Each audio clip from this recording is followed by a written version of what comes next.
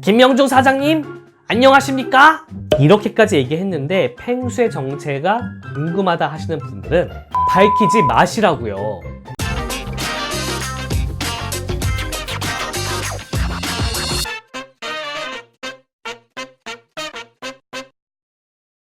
안녕하세요, 테마파크 버프입니다.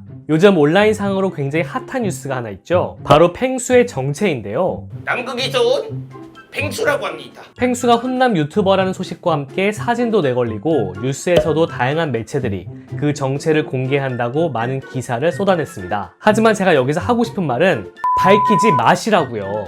펭수는 펭수일 뿐 훈남이든 흔남이든 나이가 많든 적든 알 필요도 없고 알고 싶은 마음도 없다는 것입니다. 그러면 지금부터 펭수의 정체를 밝히면 안 되는 이유에 대해서 테마파크적인 관점으로 한번 이야기해 보도록 하겠습니다. 펭수와 같은 친구를 우리는 캐릭터라고 합니다. 이런 캐릭터는 보통 테마파크에 많죠.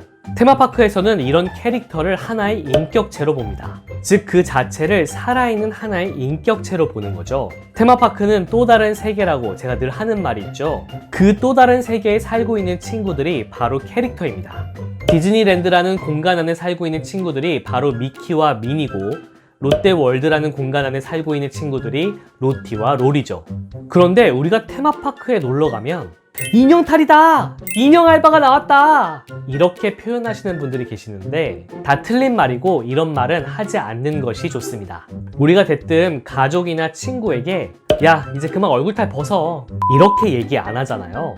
그냥 그렇게 생긴 사람이니까, 그런 사람이니까. 마찬가지로 펭수도 로티도 미키도 그냥 그렇게 생긴 그 자체, 그 존재이기 때문에 인형탈이라고 부르지 않습니다. 참고로 업계에서는 헤드라는 말로 표현하긴 합니다. 인형 알바라는 말도 마찬가지예요. 우선 왜 인형이라고 부르면 안 되는지는 앞에서 설명을 드렸고, 알바가 왜 아닌지도 앞에서 다 설명을 드렸다고 생각합니다. 그냥 그렇게 생긴 것 그 자체, 그 존재 그 자체인데 무슨 알바? 우리가 가족이나 친구에게 야, 그만 얼굴탈 벗고 나와, 알바 그만해, 이렇게 얘기 안 하잖아요. 마찬가지인 이치입니다. 펭수도 로티도 미키도 캐릭터 그 자체, 그 존재 그 자체이기 때문에 뭘 벗거나 그 안에 누가 들어가 있는 개념이 아니에요. 참고로 이 캐릭터들의 실제 정체는 전문 연기자일 가능성이 큽니다.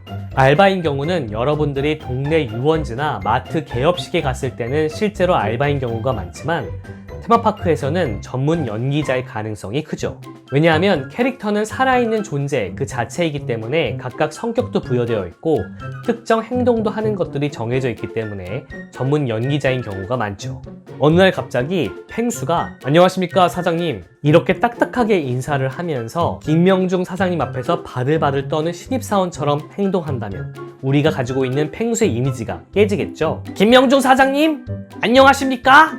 이렇게 얘기해야지 펭수다운 건데 말이죠. 디즈니랜드의 상냥하고 착한 미키가 어느 날 갑자기 괴팍해진다면 우리의 환상은 깨질 겁니다.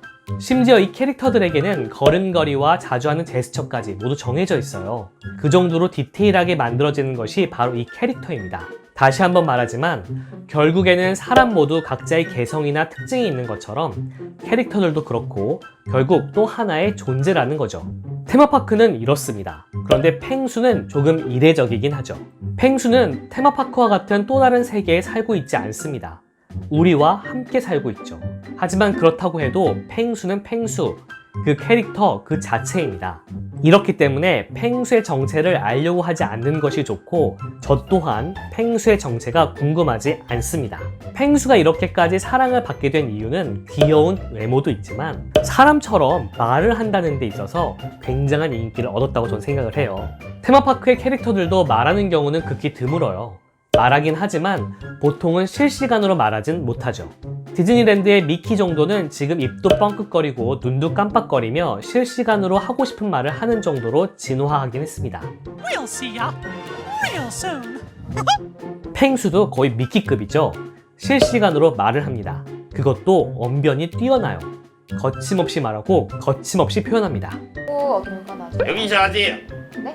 여기서 하세요. 빨리 해주셔야지 저도 KBS를 가든 MBC를 가든 해야 됩니다. 하나, 둘, 셋. 이런 면에서 펭수가 사람들에게 사랑을 받은 거죠. 그런데 어느 날 펭수가 갑자기 헤드를 벗으면서 안녕하십니까, 그동안 펭수 역할을 했던 아무개입니다 라고 인터뷰 기사가 나간다면 한순간에 쌓아온 펭수의 이미지는 완전히 무너질 겁니다. 이제는 펭수의 그 캐릭터를 생각하는 게 아니라 펭수 안에 있는 그 사람을 떠올리게 되는 거죠. 제가 테마파크 덕후이자 테마파크에서 일하는 사람으로서 파크에 자주 가게 되는데 이럴 때마다 보게 되는 장면들이 있습니다. 그 캐릭터의 정체가 궁금해서 엉덩이를 꽉 눌러본다거나 심지어 발로 차는 아이들도 있어요. 더 나아가서는 남자예요, 여자예요? 라고 묻는 사람들도 있습니다. 해외 사례 중에서는 아예 가슴에 손을 대보면서 이를 확인하려고 하는 아주 무례하고도 몰상식한 사람들이 있습니다.